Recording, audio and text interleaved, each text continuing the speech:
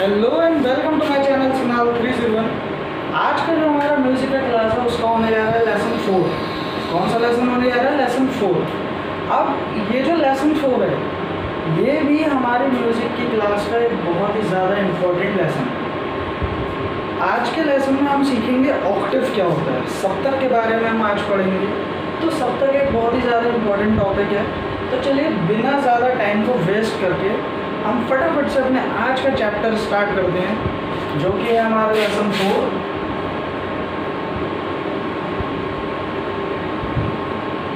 Topic है हमारे आज के लेसन का सप्तक। सप्तक इसको इंग्लिश में ऑक्टेव भी बोलते हैं। क्या बोलते हैं? ऑक्टेव। अब देखिए सप्तक जो होता है, सप्तक हमारे लिए सबसे ज़्यादा इम्पोर्टेंट इसलिए भी बन जाता है कि जब हम राग पढ़ेंगे या मान लीजिए किसी भी हम गाने की स्वरलिपि पढ़ते हैं।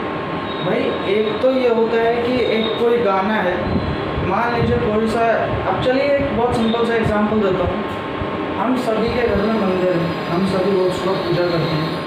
तो जब हम पूजा करते हैं तो बहुत से आपने एक आरती सुनी होगी जो बहुत ही कॉमन आरती हमारे हिंदू कल्चर में, वो है ओम जय जगदीश हरे, स्वामी जय जगदीश हरे। अब ये ओम जय जगदीश हरे, स्वामी जय जगदीश हरे जो आरती है ये हम गा तो रहे हैं, इसके कुछ पर्टिकुलर शब्द हैं, उन शब्दों के साथ हम इसे गा रहे हैं। लेकिन जब हम बजाएंगे इसको इंस्ट्रूमेंट को, चाहे वो हमारा हारमोनियम हो, चाहे वो हमारा कीबोर्ड हो या हमारा गिटार हो या ऐसा कोई भी रिदम इंस्ट्रूमेंट जिससे रिदम हम निकालते हैं, तो उसमें हम ओम जय जगदीश शिवारे के लिए जो स्वरावली इस्तेमाल करेंगे, जो स्वरलिपि इस्तेमाल करेंगे, उसको समझने के लिए हमारा सप्तक बहुत ज़्यादा इम्पोर्टेंट है। तो चलिए coming back to the topic, हमारा जो आज का टॉपिक है ये है सप्तक। अब सप्तक होता क्या है, किसे सप्तक कहते हैं, वो देख लेते हैं। हमारे 12 स्वर आपको याद होंगे, जिसमें हमारे आते हैं सा, रे, गा, मा, पा, धा और नी।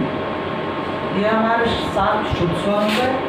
फिर इसमें हमारे 4 कोमल स्वर जुड़ जाते हैं, जिसमें हमारा आ जाता है कोमल रे, कोमल गा, तीव्र मा, कोमल धा और कोमल नी। यहाँ तक ये हमारे टोटल 12 स्वर हो जाते हैं। कितने हो जाते हैं? 1 2 3 4 5 6 7 8 9 10 11 12।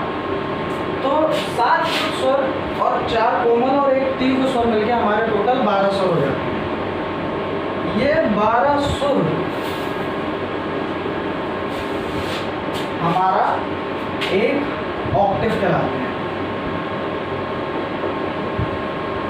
यही 12 स्वर मिलके हमारा एक पूरा सप्तक बनाते हैं और सप्तक कहलाते हैं। अब अगर आप लोगों के माइंड में ये कंफ्यूजन हो रहा होगा कि भाई ये क्या साइन लगाया है, ये किस तरीके का साइन लगाया है, ये क्यों है, तो उसके लिए आपको लेसन 2 देखना है, जो पूरा का पूरा हमारे स्वरों के ऊपर है। अगर आपने मिस कर दिया है तो टेंशन मत लीजिए, डिस्क्रिप्शन बॉक्स में आपको लेसन 2, लेसन 1 और लेसन 3 तीनों लेसन्स मिल जाएंगे। आप वहाँ से जाकर पहले अपना बेस क्लियर कीजिए, उसके बाद आप इस लेसन 4 पे आइए। बेस क्लियर होना बहुत ज़रूरी है, तभी आपको पता चलेगा ये कौन सा सिंबल किस सुर के लिए है। अभी हम ऑक्टेव के सिंबल्स की भी बात करेंगे, तो उसके लिए आपको लेसन 3 देखना बहुत ज़रूरी है। तो इसलिए अपने लेसन 1 से लेकर लेसन 3 तक देखिए, अपना बेस क्लियर कीजिए, उसके बाद लेसन 4 पे आकर हम इसको देखिए आप। तो यहाँ तक की बात क्लियर हो गई कि जब ये 12 स्वर मिल जाते हैं तो ये 12 स्वर मिलके एक ऑक्टेव बनाते हैं, एक हमारा सप्तक बनाते हैं। यहाँ तक क्लियर है?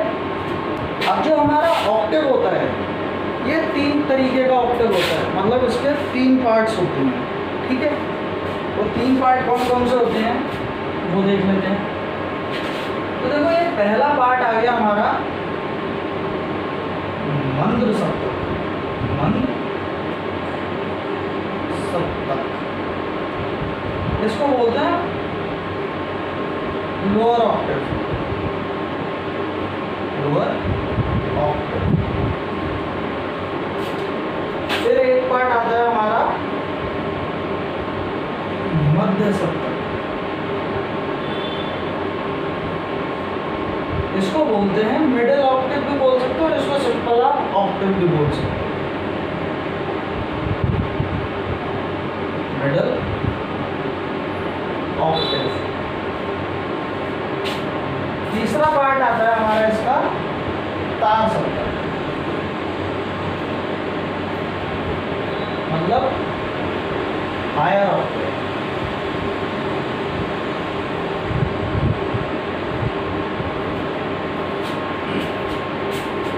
यहाँ तक क्लियर है कि जो हमारा सप्तक है उसके टोटल 3 पार्ट होते हैं, मध्य सप्तक, मंद्र सप्तक और तार सप्तक। मंद्र सप्तक होता है हमारा लोअर ऑक्टेव, मध्य सप्तक होता है हमारा मिडिल ऑक्टेव और तार सप्तक होता है हमारा हायर ऑक्टेव। यहाँ तक किसी को कोई कंफ्यूजन नहीं होना चाहिए। और इन तीनों के लिए ही अलग अलग सिंबल्स यूज होते हैं। मतलब अगर हम कुछ ऐसे स्वरलिपि लिख रहे हैं जो कि मंद्र सप्तक की है तो उसकी पहचान के लिए अलग सिंबल्स हैं। कोई ऐसी स्वरलिपि लिख रहे हैं जो कि तार सप्तक की है, हायर ऑक्टेव की है, तो उसकी पहचान के लिए अलग सिंबल होते हैं और इसकी पहचान के लिए अलग सिंबल होते हैं।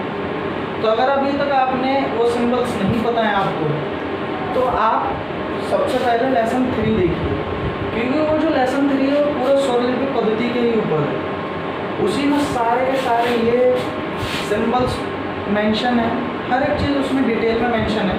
तो आप पहले अपना बेसिक क्लियर कीजिए, उसके बाद आप डायरेक्ट लेसन 4 पे आइए, वरना आपको ना ही लेसन 4 समझ में आएगा ना ही इसके आगे के चैप्टर समझ में आएंगे। इसलिए आप अपना बेसिक क्लियर करते हुए चलिए। लेसन 1, लेसन 2, लेसन 3 देखिए, उसके बाद लेसन 4 पे आइए।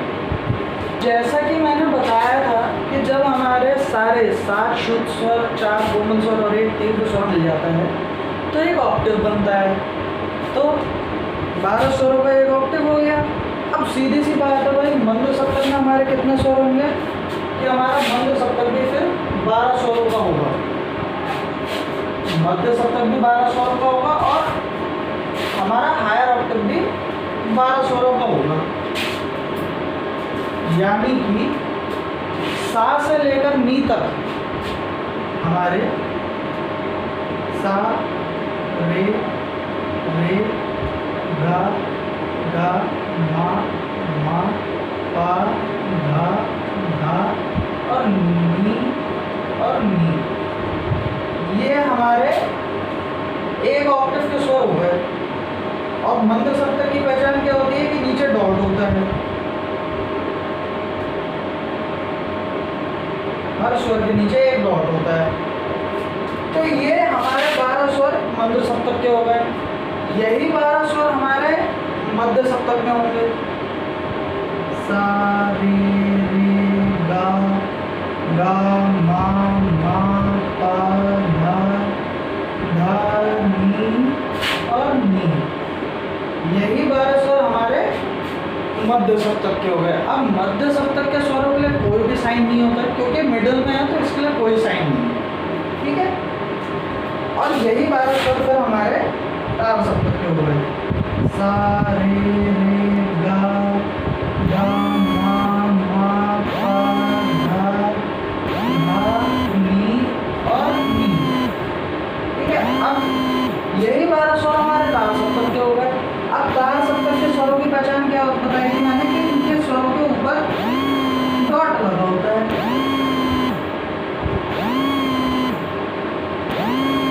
भाई मंद्र सप्तक के स्वरों के नीचे डॉट लगा होगा क्योंकि वो नीचे का है, और वो ऊपर का ऐसे उनके ऊपर डॉट लगा है। यहाँ तक मैं समझता हूँ बात सबको क्लियर होगी कि जो हमारा सप्तक होता है उसके 3 पार्ट्स होते हैं, मंद्र सप्तक, मध्य सप्तक और तार सप्तक। मंद्र सप्तक में भी 12 स्वर होते हैं जिसकी पहचान के लिए हम स्वरों के नीचे डॉट लगाते हैं। मध्य सप्तक में भी 12 स्वर होते हैं जिसके लिए कोई सिंबल नहीं होता है। तार सप्तक में भी हमारे वही 12 स्वर होते हैं और उसकी पहचान के लिए हम स्वरों के ऊपर डॉट लगाते हैं। यहाँ तक सब क्लियर है। अगर आपको अभी तक ये सिंबल नहीं पता है कि किसके लिए कौन सा सिंबल है, तो आप सबसे पहले अपना बेसिक क्लियर कीजिए। मेरे ही चैनल पे आपको लेसन 1, लेसन 2, लेसन 3 अवेलेबल हैं।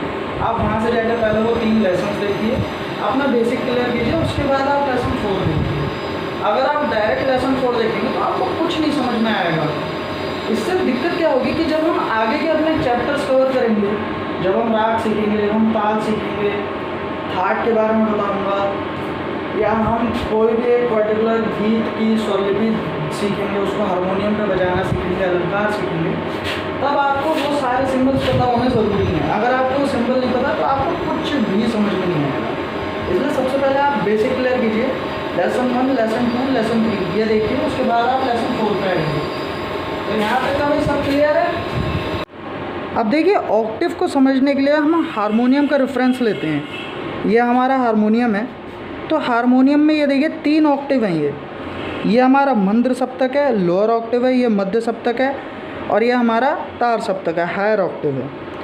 मैंने बताया कि हर ऑक्टिव में 12 सुर होते हैं। तो अब आप देख लीजिए, अगर हम मध्य सप्तक से बात करें तो सा, कोमल रे, शुद्ध रे, कोमल गा, शुद्ध गा, मा, तीव्र मा, पा, कोमल धा, शुद्ध धा, कोमल नी और शुद्ध नी।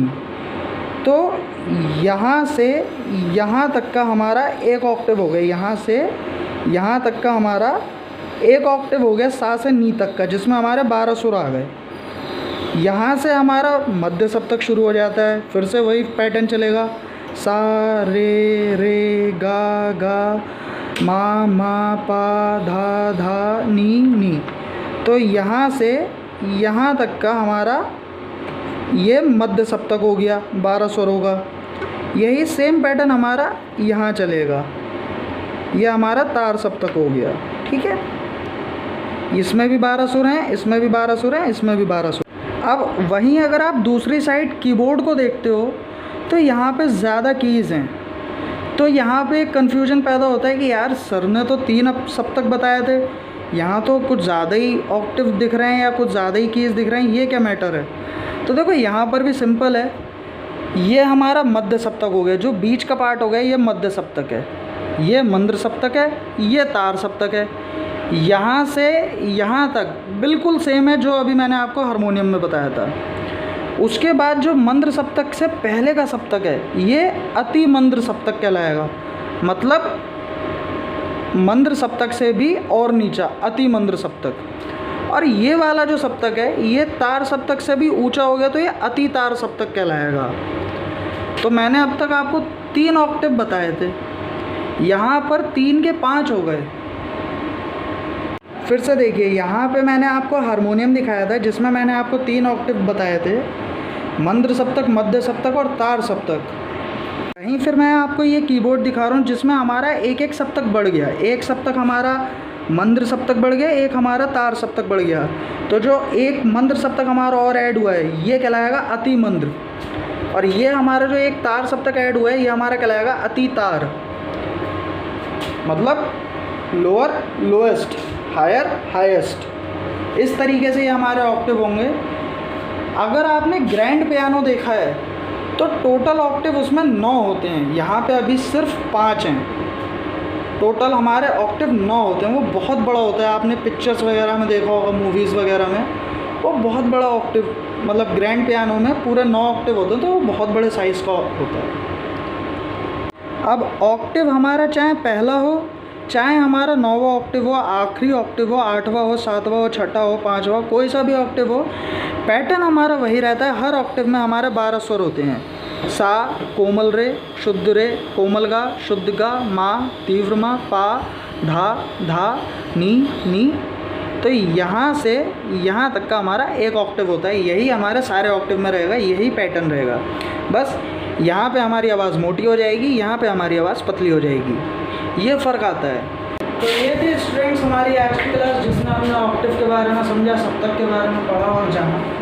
हमने आज की क्लास में ये देखा कि हमारे सप्तक 3 प्रकार के होते हैं। 12 स्वरों से मिलकर एक सप्तक बनता है, हर सप्तक में 12 स्वर होते हैं, उसी गैप पे इस्तेमाल होते हैं, वैसा ही पैटर्न रहता है। बस हमारा मंद्र सप्तक में हमारी आवाज़ मोटी हो जाती है, लगातार सप्तक में हमारी आवाज़ पतली हो जाती है। उसका एग्जाम्पल हमने हारमोनियम से भी समझा और कीबोर्ड से भी समझा। मैं उम्मीद करता हूँ आपको ये आज का क्लास काफ़ी ज़्यादा पसंद आया होगा। अगर आपको क्लास पसंद आई है तो प्लीज़ इस वीडियो को अपने फ्रेंड्स और फैमिली के साथ शेयर कीजिए, वीडियो को लाइक कीजिए, और अगर आपने अभी तक मेरे चैनल सिनाल 307 को सब्सक्राइब नहीं किया है तो इसी तरीके के इंटरेस्टिंग म्यूज़िक के क्लासेस के लिए आप मेरे चैनल सिनाल 307 को सब्सक्राइब कीजिए, बेल आइकन को प्रेस कीजिए ताकि हर लेटेस्ट अपडेट आप तक सबसे पहले पहुँचे। उसी के साथ अगर आप ऑफलाइन म्यूज़िक सीखना चाहते हैं, आप इंस्ट्रूमेंट सीखना चाहते हैं, म्यूज़िक की थ्योरी सीखना चाहते हैं, ऑल ओवर म्यूज़िक के सब्जेक्ट को पढ़ना चाहते हैं, तो आप मुझसे ऑफलाइन भी कांटेक्ट कर सकते हैं, जिसके लिए आपको आना है बरेली में राजेंद्र नगर बाकी बिहारी मंदिर के पास। बाकी बिहारी मंदिर के पास है भटनागर कंप्यूटर क्लासेस। उसी बिल्डिंग में सेकंड फ्लोर पे आपको मेरी कोचिंग मिल जाएगी जिसका नाम है रिदम म्यूजिकल क्लासेस, जहां आपको मैं मिलूँगा इवनिंग 5 to 8 PM। तो आप मुझसे आकर के ऑफलाइन भी कांटेक्ट कर सकते हैं। कांटेक्ट के लिए मेरा इंस्टाग्राम आईडी और मेरा फेसबुक आईडी मेरे चैनल के बायो में मेंशन है। उसी के साथ साथ मेरा आपको व्हाट्सअप नंबर इस समय स्क्रीन पर दिखाई दे रहा होगा, तो आप मुझसे डायरेक्ट व्हाट्सअप पर भी कांटेक्ट कर सकते हैं। बैचेस स्टार्ट हो चुके हैं, बहुत जल्दी हम कोर्स को हाई स्पीड में लेके चलेंगे और यहाँ से एक नई जर्नी स्टार्ट करेंगे म्यूज़िक की। हमारा ये म्यूज़िकल सफ़र बहुत अच्छा जाएगा, ये मेरा प्रॉमिस है आपसे। तो बिना देरी किए आप मेरे बैच को ज्वाइन कीजिए, रिदम म्यूज़िक क्लासेस में आके अपना एडमिशन कराइए और साथ ही साथ देखते रहिए सिनाल 307।